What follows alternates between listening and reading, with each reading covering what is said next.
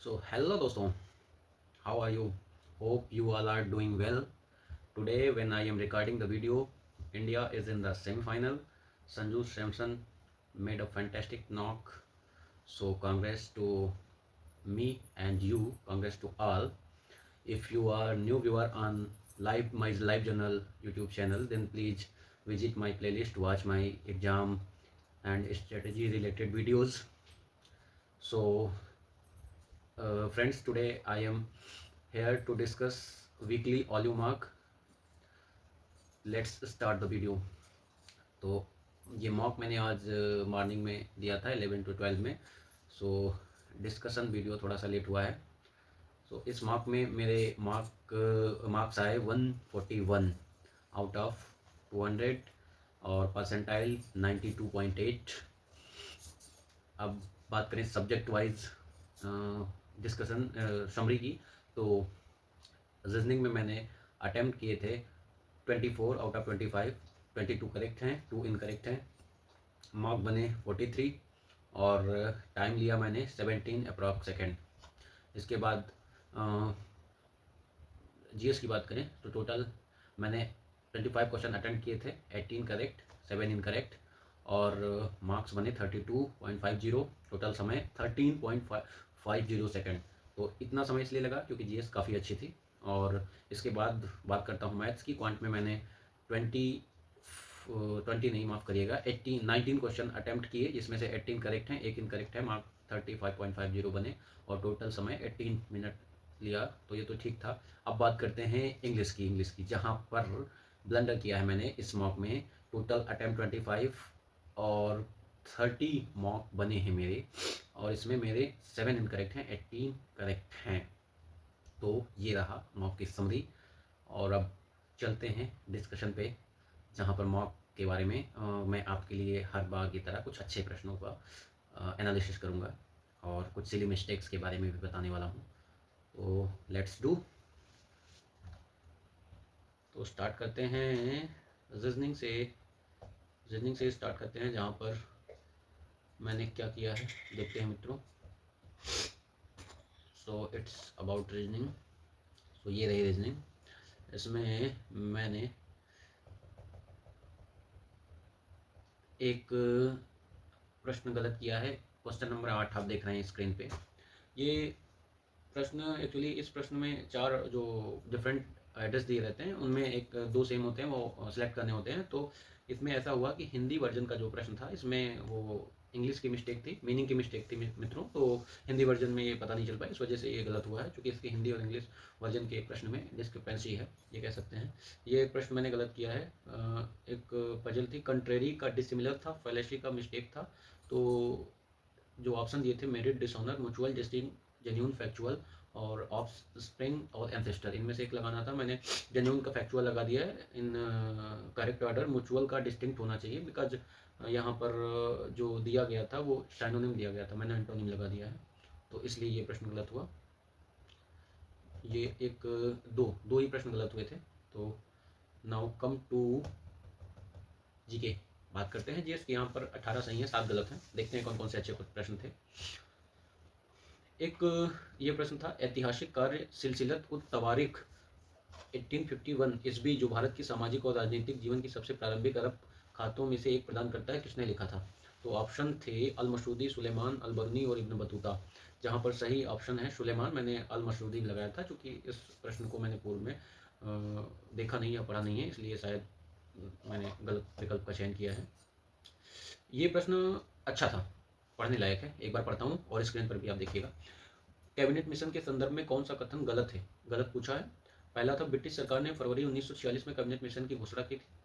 Second था, 5 British cabinet सदस्यों का उच्च अधिकार प्राप्त मिशन था ये। तीसरा था, बातचीत के जरिए शांतिपूर्ण तरीके से भारत को सत्ता हस्तांतरित करने के तरीके और साधन तलाशना। तो मित्रों, कैबिनेट मिशन 1946 में आया था, ये तो कंफर्म है।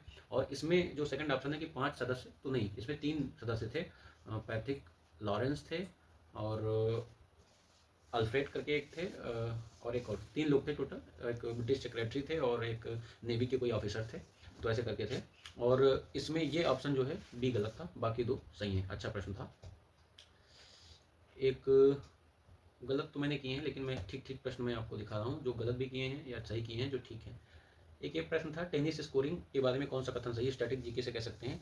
तो इसमें ये ऑप्शन था, एक खिलाड़ी कम से कम 2 गेम के अंतर से 6 गेम जीतकर एक सेट जीतता है। तो चूंकि इस विशेष खेल की इस विशेष प्रक्रिया के बारे में जानकारी तो नहीं है, लेकिन कुछ ये स्पेसिफिक पॉइंट पे जानकारी होनी चाहिए कि ड्यूस इस खेल में किसे कहते हैं, लब किसे कहते हैं, ये कुछ स्पेसिफिक शब्दावली है जिनके बारे में जानकारी होनी चाहिए, उसी का एक प्रकार है ये। तो ठीक ठाक जानकारी होनी चाहिए। ये एक प्रश्न गलत किया है, जो मुझे गलत नहीं करना चाहिए शायद मित्रों। गगन नारंग ने किस ओलंपिक में कांस्य पदक जीता? ऑप्शन थे रियो, जो कि इस पे गलत है, एथेंस, ये भी गलत, इसके साथ नहीं जाता। मेरे पास 2 ऑप्शन थे जिसमें मैं 50-50 पे कन्फर्म था, एक लंदन 2012 और बीजिंग 2008। तो मैं बीजिंग के साथ गया, जबकि लंदन में 2012 में जीता। तो ये मुझे पता होना चाहिए था, ये गलत हुआ है, ये पता होना चाहिए था। Now come to next question. ये एक प्रश्न पूछा गया है, अच्छा प्रश्न है, इकोनॉमिक्स का है, पढ़ता हूँ मैं। स्क्रीन पे भी आप देख रहे हैं। वो जो होता है, नगद आरक्षित अनुपात होता है, कुल जमा का वह अंश है जिसे वाणिज्यिक बैंकों को अपने पास तरल नकदी के रूप में रखना आवश्यक होता है, जो CRR की बात कर रहे हैं, कैश रिजर्व रेशियो। और दूसरा है स्ट्रेटेजरी लिक्विड रेशियो, जो वैधानिक तरलता अनुपात जमा का न्यूनतम प्रतिशत है, जिसे एक वाणिज्यिक बैंक को नकदी, सोना या सरकारी प्रतिभूतियों जैसे तरल संपत्ति के रूप में बनाए रखना होता है। तो चूंकि CRR और SLR दोनों चीज़ें RBI के कुछ नियम हैं कि आप कुछ कैश अपने पास रखेंगे और कुछ लिक्विड, ऐसा करके नियम होते हैं इनके। RBI के कुछ फिक्स नियम है जो आप RBI के पास सभी कमर्शियल बैंकों को रखने होते हैं। इसके साथ इसमें एक रेपो रेट की बात की है, तो रेपो रेट और रिवर्स रेपो रेट के बारे में बताया है। जो कि रेपो रेट की बात करें तो ये RBI द्वारा विभिन्न बैंकों को जो ब्याज दी जाती है, कमर्शियल बैंकों को, उनको रेपो रेट कहते हैं। और जो ये बैंकें RBI को रिवर्स रेपो रेट में ये होता है कि जब बैंकों के पास पैसा अधिक होता है तो RBI उनसे वो पैसा अपने पास वापस लेती है, उनको कुछ इंटरेस्ट देती है, और RBI को मार्केट में महंगाई को कम करना होता है। तो जब पैसा कमर्शियल बैंकों से RBI लेगी तो पैसा बैंकों के पास कम रहेगा, वो लोन कम देंगे तो लोगों के पास पैसा कम होगा, देन लोग चीज़ों को कम खरीदेंगे, और इससे महंगाई को डाउन करने में फ़ायदा, मतलब दिशा में एक सकारात्मक कदम होगा। तो इसलिए RBI ऐसा करती। एक अच्छा प्रश्न था। और now come to quant, therefore quant we will discuss English. So English was blunder in this mock for me, because I made 8 incorrect answer in English, जो कि पूरी तरीके से न्याय संगत नहीं है, because I recently got CGL in CGL 26 131 out of 135 in pre 47.50 in 2024. I got 127 in English, and in pre 2024 46 approx. So ये 30 मार्क तो जस्टिफाई नहीं करते हैं। सो देखते हैं। एक ये गलत हुआ है, पैसेज का प्रश्न था, अच्छा है, स्क्रीन पे आप लोग देखिए। While these technologies offer convenience and efficiency, they also raise concerns about the gradual erosion of the human element in communication. Basically while these technologies offer convenience and efficiency, इसको पूछा था कौन सा क्लास है। सो मैंने नाउन क्लास लगाया था, और ये है adverbial clause of concession. In reality I should have to read about clauses again. I have to revise clauses, because मैंने क्लास को गलत किया है, जो कि क्लास को एक बार अच्छे से समझना पड़ेगा। आप लोग भी क्लास को थोड़ा सा अच्छे से पढ़ लें। if you are going for SSC CGL 2026 pre and mains, then you have to clear your concept regarding clauses. Then after move towards next, here a question which I can say are silly. Here, in the line communication risk becoming standardized and impersonal, the word standardized, ये है एक word standardized, तो इसका मतलब होता है, मतलब specific या यूनिक होना या अलग होना, डिस्टिंग्विश्ड होना कह सकते हैं। तो ऑप्शन थे technically advance, lacking individuality, emotionally expressive, culturally diverse. तो चूँकि AI पे पैसेज था, so on behalf of passage, as I have taken 11 minutes in English, so on behalf of passage I went with option number second, lacking individuality, means मुझे लगा कि ये थोड़ा सा इंडिविजुअलिटी को लैक करने का ऑप्शन के साथ जाना चाहिए, लेकिन इसमें हाँ माफ़ करिएगा मित्रों, ये टेक्निकली एडवांस के साथ में गया, चूँकि AI का पैसेज था उस आधार पे, और चूँकि पैसेज पढ़ने का टाइम नहीं था, मैंने ऊपर ऊपर से देख के ऑप्शन लगाया, लेकिन लैकिंग इंडिविजुअलिटी सही है, क्योंकि उसमें इस ऑप्शन के बारे में अच्छे से एक्सप्रेस किया होगा पैसेज में, जो कि पढ़ने पर चीज़ें पता चल जाती। तो ये सीधी थी, पढ़ना चाहिए। एक अ careful observation and experience other than pure logic और स्पेकुलेशन।